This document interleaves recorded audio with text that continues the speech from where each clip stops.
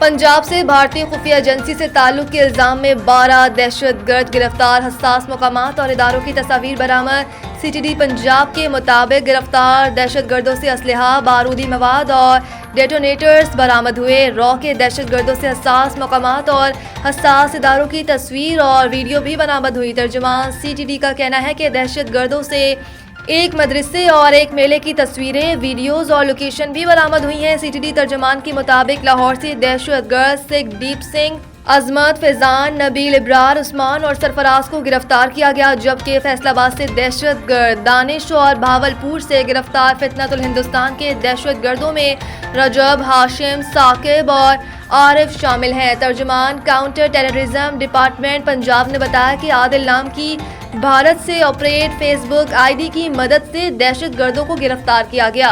दहशत गर्द सिखदीप सिंह पैदाइशी क्रिश्चियन था, जिसने कुछ अरसा कबल अपना मजहब तब्दील किया था।